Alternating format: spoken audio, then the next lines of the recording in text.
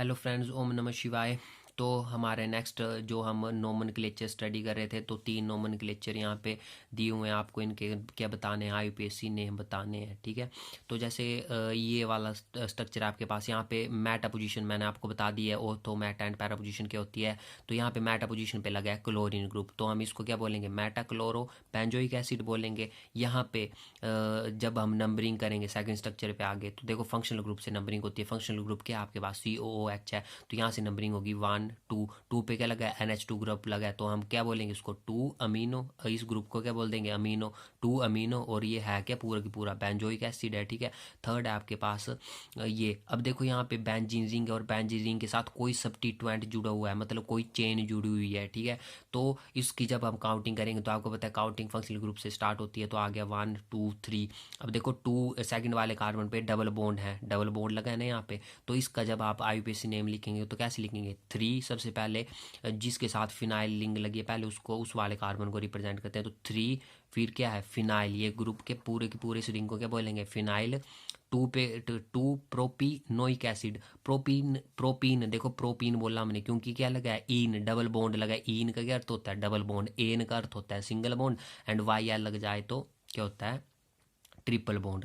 Now 2 methane, ethane, propane, 3 carbon है ना ये, तो 2 प्रोपेन। प्रोपेन लिखना था बट यहाँ पे डबल बॉन्ड है तो प्रोपीन। और ओइक वर्ड लगता है जब कार्बोक्सिलिक एसिड का आप नाम लिखते हो, जैसे बेंजोइक। बेंजोइक जैसे यहाँ पे लिखा, तो यहाँ पे भी ओइक वर्ड लगेगा। और ओइक और है कि ये एसिड है, तो 2 प्रोपीन ओइक एसिड। ठीक है, अब carboxylic acid and their derivative. अब चला आपका मेन टॉपिक। तो देखो कार्बोक्सिलिक एसिड का जनरल फॉर्मूला था R single C double bond O single OH। ठीक है, आर ग्रुप आपका मैंने बोला था, आर में भी अल्काइल और aryl group. Now when this OH group is replaced by Cl group, OH की जगह आप लिख देंगे Cl, तो आपका क्या बन जाएगा, पूरा का पूरा एसिड क्लोराइड। अगर OH की जगह आप लिख लेंगे O single C double bond O single R, तो आपका क्या बन जाएगा, एसिड अनहाइड्राइड बन जाएगा। OH की जगह अगर आप लिख लेंगे OR डैश, तो आपका क्या बन जाएगा, एस्टर। अगर OH को रिप्लेस कर देंगे NH2 से, तो आपका क्या बन जाएगा, एसिड अमाइड बन जाएगा। अब आपको ये sequence acid carboxylic acid derivative की ये सीक्वेंस आपको इसी वे में याद रखनी है जिस वे में मैंने लिखी है, कि सबसे पहले एसिड क्लोराइड, फिर एसिड अनहाइड्राइड, फिर एस्टर, फिर एसिड अमाइड। ये इसलिए क्योंकि जब आप आगे क्वेश्चन आएगा मोस्ट इंपॉर्टेंट की what is the order of reactivity of carboxylic acid derivative, so यही होती है ऑर्डर ऑफ रिएक्टिविटी की। एसिड क्लोराइड ज़्यादा रिएक्टिव होते हैं, then acid anhydride, then ester, then after acid amide. ठीक है, तो वो मैं आगे एक्सप्लेन करूंगा। नाउ अब जो आपने ये पढ़े carboxylic acid and their derivative, इसका जनरल फॉर्मूला क्या लिख सकते हैं आप, इसका लिख सकते हैं, देखो सभी में ये कॉमन है ना, R single C double bond O, सभी में कॉमन है ये, यहाँ पे भी, यहाँ पे भी, यहाँ पे भी। तो मैंने लिख लिया R single C double bond O, साथ में मैंने सिंगल L। L ग्रुप क्या रिप्रेजेंट कर रहा है, इसको रिप्रेजेंट कर रहा है। L मीन लिविंग ग्रुप, इन ग्रुपों को बोलते हैं हम L ग्रुप। ठीक है, तो मैंने L से रिप्रेजेंट कर दिया, L रिप्रेजेंट कर रहा है लिविंग ग्रुप को। नाउ हम स्ट्रक्चर ड्रॉ करेंगे R single C double bond O negative का, कि आपको बोला है एक कभी कभी आ जाता है क्वेश्चन, तो इसका स्ट्रक्चर किस तरह से ड्रॉ होता है। देखो सबसे पहले तो जब भी आप स्ट्रक्चर ये ऑर्बिटल स्ट्रक्चर ड्रॉ करते हैं ना, तो सबसे पहले आपको पता होना चाहिए sigma bond and pi bond का, कि सिग्मा बॉन्ड के होते हैं, पाई बॉन्ड के होते हैं। तो आई होप आपको पता होना कि सिग्मा बॉन्ड के होते हैं, कैसे बनते हैं। ठीक है, तो नहीं भी होगा पता तो जब मैं करवाऊंगा, या +2 में है ये टॉपिक, या फर्स्ट ईयर में भी है ये, तो तब बता दूंगा। अभी जनरल सा थोड़ा सा बता देता हूँ। जैसे आपको बोला है RCOO नेगेटिव का स्ट्रक्चर ड्रॉ करने के लिए, तो देखो R सिंगल C लगा लिया मैंने। ठीक है, अब 2 क्या है आपके पास, ऑक्सीजन है, तो 2 मैंने क्या लगा लिए, ऑक्सीजन लगा लिए। और एक ऑक्सीजन क्या है, नेगेटिव चार्ज है। ठीक है, तो इस ऑक्सीजन को मैंने नेगेटिव चार्ज मान लिया। ठीक है, मैंने लिख दिया। बट कार्बन, अब कार्बन के पास एक क्या होता है, अनहाइब्रिडाइज ऑर्बिटल होता है, आपको पता है अनहाइब्रिडाइज ऑर्बिटल, इससे रिप्रेजेंट करते हैं हम। ऑक्सीजन के पास भी क्या होते हैं, अपने अपने अनहाइब्रिडाइज ऑर्बिटल होते हैं, ऐसे और ऐसे करके। ठीक है, अब नाउ जब ये बॉन्ड है R और C के बीच में, इस बॉन्ड को क्या बोलेंगे हम, सिग्मा बॉन्ड। ठीक है, इस बॉन्ड को बोलते हैं ना सिग्मा बॉन्ड। ये वाला बॉन्ड कार्बन और ऑक्सीजन के बीच में, इसको भी बोलते हैं सिग्मा बॉन्ड, और इसको भी बोलते हैं सिग्मा बॉन्ड। और पाई बॉन्ड, 2 बॉन्ड पड़े हुए हैं आपने, sigma and pi. Pi bond किससे बनते हैं, pi bond are formed by side wise overlapping, side wise या लेटरल ओवरलैपिंग जिसको बोलते हैं हम। ठीक है, तो उनसे जो बॉन्ड बनते हैं वो बनते हैं आपके पाई बॉन्ड। नाउ अब यहाँ पे देखो ये मैंने लिख दिया। अब इस स्ट्रक्चर में RCO नेगेटिव में सिग्मा बॉन्ड कितने हैं आपके, 3 सिग्मा बॉन्ड है। देखो एक ये आ गया, एक CO के बीच में आ गया, और एक दूसरा CO नेगेटिव के बीच में आ गया। ठीक है, नाउ अब पाई बॉन्ड इस स्ट्रक्चर पे 2 पाई बॉन्ड है। कैसे? क्योंकि देखो ये साइड वाइज ओवरलैपिंग से जो बॉन्ड बनते हैं ये 2 पाई बॉन्ड, ठीक है। बाकी इसके साथ होगी, साथ में ये इसके साथ भी साइड वाइज ओवरलैपिंग होगी, और यहाँ पे आगे आपकी इस वाले कार्बन की इसके साथ, ठीक है। तो ये थोड़ा स्ट्रक्चर यहाँ से देख लेना आप, यहाँ पे पूरा अच्छे से मैंने ड्रॉ किया हुआ है, ठीक है। तो ऐसे करके आपने स्ट्रक्चर बनाना है। तो आपको पता है कि RCOO नेगेटिव पे 3 सिग्मा बॉन्ड है और 2 पाई बॉन्ड है। पाई बॉन्ड बनते हैं साइड वाइज ओवरलैपिंग से, ये आ गया एक पाई बॉन्ड, और ये दूसरा वाला पाई बॉन्ड है ऊपर वाले के एक पाई बॉन्ड और एक ये पाई बॉन्ड, ये काउंट होते हैं, ठीक है। अब now next most important topic is nucleophilic acyl substitution की। न्यूक्लियोफिलिक असाइल सब्स्टिट्यूशन की होती है। सबसे पहले इन 3 वर्ड्स को क्लियर करो। न्यूक्लियोफाइल क्या होता है? न्यूक्लियोफाइल आपको पता है, आपने पढ़ा है न्यूक्लियोफाइल एंड इलेक्ट्रोफाइल। न्यूक्लियोफाइल होते हैं इलेक्ट्रॉन रिच स्पीसीज, जिनके पास क्या होते हैं, ज़्यादा इलेक्ट्रॉन होते हैं, और जो इलेक्ट्रोफाइल होता है वो इलेक्ट्रॉन डेफिशिएंट स्पीसीज, मतलब उनके पास क्या होती है, इलेक्ट्रॉन की कमी होती है, ठीक है। अब नाउ यहाँ पे आपके पास है सब्स्टिट्यूशन की, न्यूक्लियोफाइल असाइल सब्स्टिट्यूशन की आपने क्या करनी है, असाइल। असाइल का मतलब है कार्बन, जो यहाँ पे कार्बन है, इस कार्बन को क्या बोलते हैं हम, असाइल कार्बन बोलते हैं, असाइल ग्रुप के साथ जुड़ा है, ठीक है। तो इस कार्बन को बोलेंगे असाइल। तो मतलब ये इस कार्बन के साथ ये ग्रुप लगा होगा ना जो भी, ठीक है। ये एल ग्रुप क्या रिप्रेजेंट कर रहा था, आपका लिविंग ग्रुप, जो मैंने आपको पीछे बताया था। तो ये ग्रुप सब्स्टिट्यूट हो जाता है न्यूक्लियोफाइल से। न्यूक्लियोफाइल मतलब इसकी पोजीशन ले लेता है, ठीक है। तो सब्स्टिट्यूशन का मतलब क्या होता है, पोजीशन लेना किसी की। जैसे आपने जो आपके मैच होता है किसी भी चीज़ का, कबड्डी का हो गया, तो उसमें क्या होती है, सब्स्टिट्यूशन होता है। सब्स्टिट्यूशन प्लेयर का सब्स्टिट्यूशन इसलिए करते हैं, अगर कोई प्लेयर ख़राब परफॉर्म कर रहा है तो उसकी जगह क्या लेता है, नया प्लेयर ले लेता है, ठीक है। तो वहाँ पे क्या हो जाती है, सब्स्टिट्यूशन हो जाती है। तो जैसे आपके पास है यहाँ पे R∪C डबल बॉन्ड हो, यहाँ पे मैंने जो भी लिखा है ना आपने वो समझ लेना, क्योंकि मैंने काफ़ी आसान लिखा है। मैं इसलिए नहीं बता रहा हूँ इसको, क्योंकि अगर मैं ज़्यादा आपको बताता रहूँगा ना इनको, ठीक है, तो एक तो टाइम ज़्यादा मतलब वेस्ट होता है, और साथ में उतनी जो मैं अपनी इनपुट दे रहा हूँ आपको, ठीक है, वो आप तक पहुँच नहीं पाती इतनी, ठीक है। तो यहाँ पे मैंने सब कुछ लिखा है, बस मैं आपको ये समझाऊंगा कि ये कैसे हुआ सारे का सारा, बाकी जो मैं समझाऊंगा वही आपको यहाँ पे लिखा हुआ है, ठीक है। तो न्यूक्लियोफिलिक असाइल सब्स्टिट्यूशन आपका टॉपिक है। तो देखो सबसे पहले तो इस पे लिखा हुआ है कि all acid derivative participate in nucleophilic acyl substitution, कि जितने भी एसिड डेरिवेटिव आपने पढ़े कौन कौन से थे, एसिड डेरिवेटिव कार्बोक्सिलिक एसिड के, acid chloride, acid anhydride, ester and acid amide, हर एक क्या पार्टिसिपेट, किस में पार्टिसिपेशन करता है, न्यूक्लियोफिलिक असाइल सब्स्टिट्यूशन पे पार्टिसिपेट करता है। तो हमने जो जितने भी एसिड डेरिवेटिव थे उनका जनरल फॉर्मूला क्या लिया था, R∪C double bond O L, यही फॉर्मूला लिया था ना। एल क्या है, आपका लिविंग ग्रुप है। नाउ अब न्यूक्लियोफिलिक असाइल सब्स्टिट्यूशन है, तो यहाँ पे न्यूक्लियोफाइल क्या करेगा, अटैक करेगा, ठीक है, तभी तो यहाँ पे आएगा। ये बिना अटैक किए कैसे आ जाएगा, तो न्यूक्लियोफाइल का अटैक करवा दिया हमने। न्यूक्लियोफाइल के ऊपर नेगेटिव चार्ज है, ठीक है। ये इस कार्बन को क्या बोलते हैं, असाइल कार्बन, ठीक है। आई होप ये क्लियर हो गया आपको। तो ये जो नेगेटिव चार्ज है हमेशा याद रखना ना, जब भी हम जैसे यहाँ पे कोई चीज़ ऐड करनी हो हमने, जैसे यहाँ से मैं मान लो हमने इस कार्बन पे कोई चीज़ ऐड करनी है, तो नेगेटिव टू पॉजिटिव ऐड होती है। यहाँ पे मान लो अगर ये कार्बन इलेक्ट्रॉन डेफिशिएंट है, पॉजिटिव चार्ज है इसके ऊपर, तो नेगेटिव से पॉजिटिव की ओर एरो लगता है हमेशा, ठीक है। पॉजिटिव टू नेगेटिव नहीं लगता है कभी भी, ये ध्यान रखना इस बात को, ठीक है। तो ये तो मैंने ऐसे समझाने के लिए आपको बताया। जब ये न्यूक्लियोफाइल अटैक करता है ना, तो ये न्यूक्लियोफाइल यहाँ पे अटैक करेगा, और ये जो एल ग्रुप है ना, ये जो इसके ये है, ये इस बॉन्ड का मतलब होता है 2 इलेक्ट्रॉन, ठीक है। तो ये इन इलेक्ट्रॉन, ये इलेक्ट्रॉन जो है ये एल के पास आ जाएंगे, और ये न्यूक्लियोफाइल अपने ये जो 2 इलेक्ट्रॉन है इसके साथ यहाँ पे आ जाएगा, और ये बना देगा आपके पास R∪C था आपके पास क्या था, और डबल बॉन्ड O, ठीक है। और यहाँ पे जो एल ग्रुप था, एल ग्रुप चला गया और इसकी जगह आ गई न्यूक्लियोफाइल आ गया, और न्यूक्लियोफाइल के 2 इलेक्ट्रॉन आगे बॉन्ड बनाने के काम, ठीक है। और साथ में क्या आ गया आपके पास, एल के ले गया, इन 2 इलेक्ट्रॉन्स को ले गया और इलेक्ट्रॉन रिच बन गया खुद, ठीक है। तो this reaction represent nucleophilic acyl substitution reaction. तो जब भी आपको आएगा कि what is nucleophilic acyl substitution, तो सबसे पहले आपने बोलना वहाँ पे लिखना कि all acid derivative participate in nucleophilic substitution reaction, ठीक है। कि जितने भी एसिड डेरिवेटिव होते हैं हर एक न्यूक्लियोफिलिक असाइल सब्स्टिट्यूशन रिएक्शन में पार्टिसिपेट करता है, इन विच जो एल ग्रुप है, एल ग्रुप में भी क्लोरीन हो सकता है, जहाँ पे मैंने बताया था एसिड क्लोराइड के केस में, या फिर आपका क्या हो सकता है RCO ओ ये ग्रुप हो सकता है, ठीक है, एसिड एनहाइड्राइड के केस में, या फिर आपका क्या हो सकता है OR डैश ग्रुप हो सकता है एस्टर के केस में, या फिर क्या हो सकता है NH2 ग्रुप हो सकता है एसिड अमाइड के केस में, ठीक है। तो ये सारे की सारे ग्रुप न्यूक्लियोफाइल से रिप्लेस हो जाते हैं जब न्यूक्लियोफाइल एसिड डेरिवेटिव्स पे अटैक करता है, ठीक है। ये क्लियर हो गया। अब नाउ मैकेनिज्म। अब देखो मैकेनिज्म आप पता क्यों स्टडी करते हैं किसी भी रिएक्शन का? मैकेनिज्म आपको इसलिए दिया गया होता है ताकि आपके नॉलेज का पता चल सके कि आपने डायरेक्ट रिएक्शन याद तो नहीं रखी है, ठीक है, कि भाई न्यूक्लियोफाइल को एल से रिप्लेस कर देना है, कि एल के ग्रुप की जगह हमने न्यूक्लियोफाइल NU लिख देना बस, ठीक है। नहीं, इसलिए नहीं, क्योंकि देखो ना इस पे जब भी रिएक्शन होता है ना तो रिएक्शन एक स्टेप पे ही आपका ऐसे डायरेक्ट नहीं बन जाता, बीच बीच में स्टेप होते हैं, ठीक है। हर एक स्टेप में कुछ ना कुछ एडिशन होती है, देन आफ्टर कोई चीज़ लीव करती है, देन आफ्टर कोई प्रोडक्ट बनता है, फिर उसकी कुछ रिएक्शन करवाते हैं, देन आफ्टर आपका मेन प्रोडक्ट बनता है, ठीक है। तो वैसे ही हर एक स्टेप में मैकेनिज्म चलता है, स्टेप पे हर एक स्टेप पे कि ये जो रिएक्शन हुआ इसके भी कुछ ना कुछ स्टेप हुए, देन आफ्टर हमारे पास प्रोडक्ट बना, डायरेक्ट नहीं बन गया ये प्रोडक्ट, ठीक है। तो सबसे पहला स्टेप नोट करना, आप इसमें नोट्स मैंने लिखा हुआ है, ये तो मैं आपको समझाने के लिए लिख रहा हूँ यहाँ पे। सबसे पहला स्टेप होता है इस पे एडिशन ऑफ न्यूक्लियोफाइल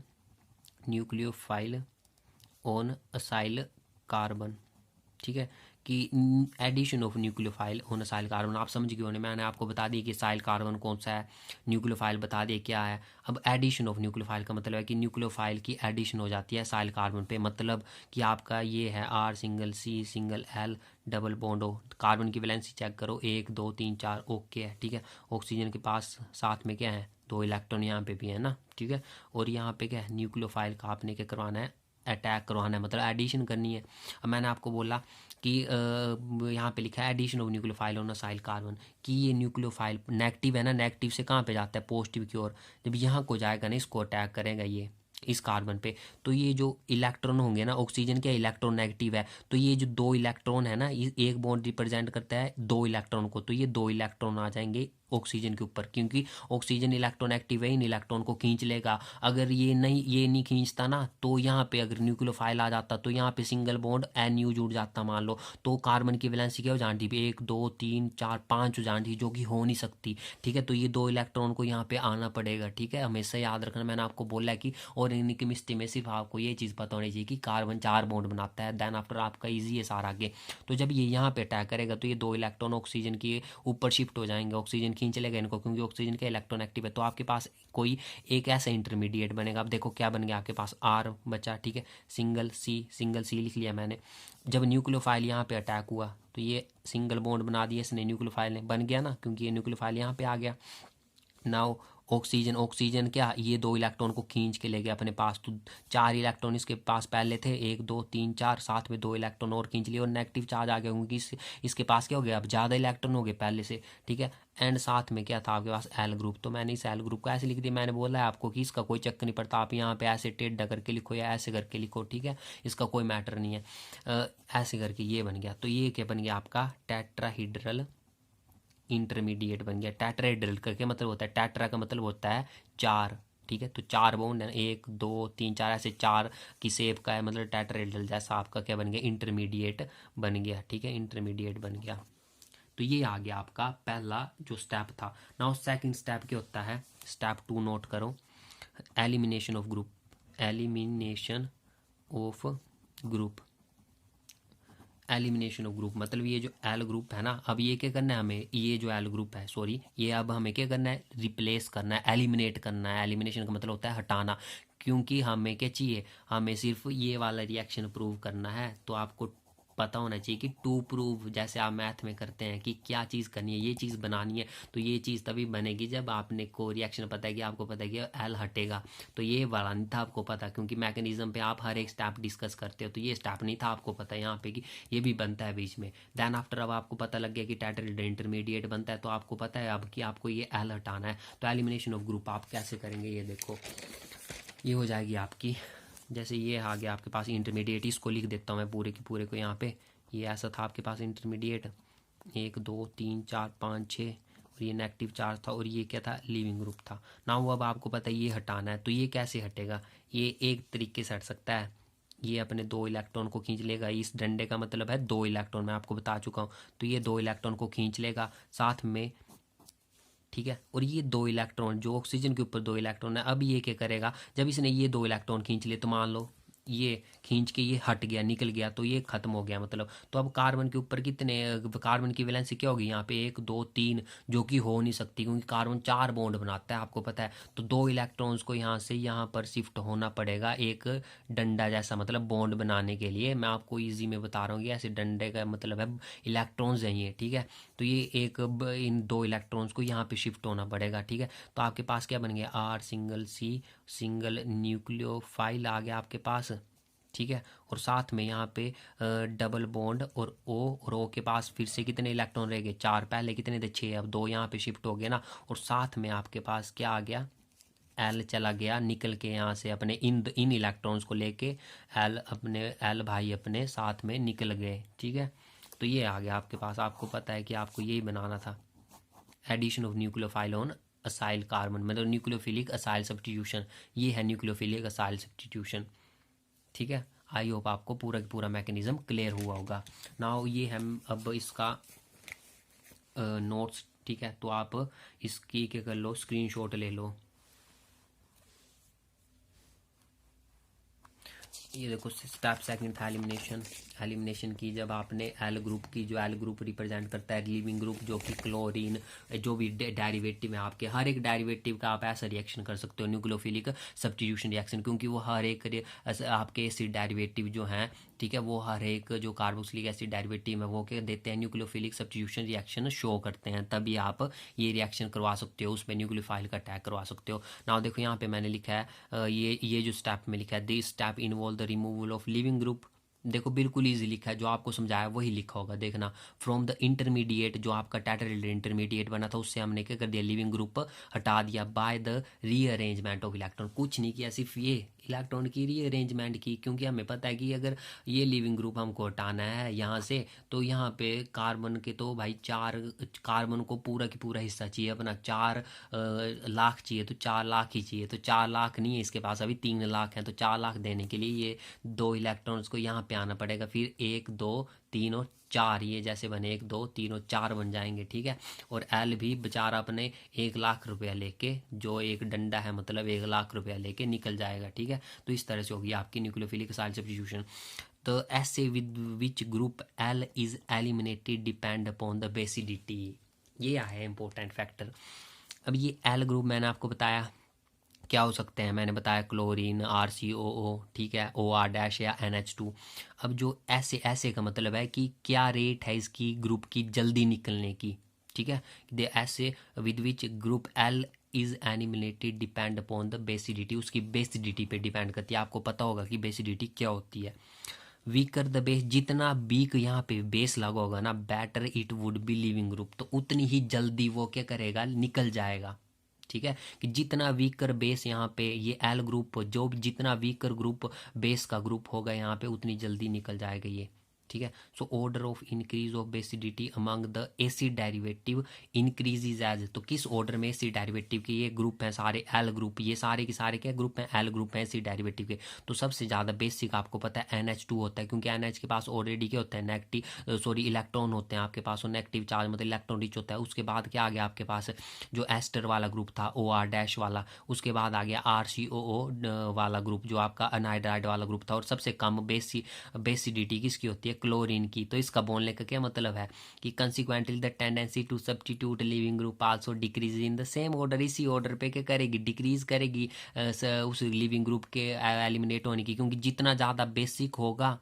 उतना ही डिफ़िकल्ट उसको निकालना होगा, ठीक है, उतनी ही वो लेट निकलेगा। और जितना कम बेसिक ग्रुप होगा, जैसे क्लोरीन सबसे कम बेसिक आयन पे, ठीक है, तो उतनी ही जल्दी वो निकलेगा, ठीक है। So therefore acid chloride are more reactive, reactivity किस पर डिपेंड करती है, जितना जल्दी एल ग्रुप आपका निकलेगा उतना ही ज़्यादा वो क्या होगा, रिएक्टिव होगा। That's why acid chloride are more reactive, because the basicity of this group is very less, since we know that the lesser the basic nature of this group more easily it can leave, ठीक है। तो वही लिखा reactive while acid amide are least reactive, उल्टा acid amide के हो जाएंगे, फिर सबसे कम रिएक्टिव हो जाएंगे। Nucleophilic acyl substitution reaction, order of ease of leaving group, देखो मैंने आपको बता दिया कि किस एसे से लिविंग ग्रुप, कौन लिविंग ग्रुप फास्ट लीव करेगा, क्लोरीन करेगा सबसे ज़्यादा जल्दी लीव, क्यों करेगा, क्योंकि ये क्या है, वीक बेस है। उसके बाद वैसे RCO, उसके बाद R- उल्टा, जैसे आपको पता है, ठीक है। दैट्स वाई मैंने आपको बोला था कि जो आपके एसिड डेरिवेटिव थे कार्बोक्सिलिक एसिड के, उनको आपने इस वे में याद रखना है। सबसे पहले एसिड क्लोराइड, फिर एसिड अनहाइड्राइड, फिर एसिड अमाइड, सॉरी फिर एस्टर, फिर देन आफ्टर एसिड अमाइड, क्योंकि ऑर्डर ऑफ रिएक्टिविटी इंक्रीज इसी वे में होती है, ठीक है। आई होप आपको ये पूरा क्वेश्चन क्लियर हुआ होगा। अब नेक्स्ट वीडियो में हम नेक्स्ट टॉपिक करेंगे। Thank you.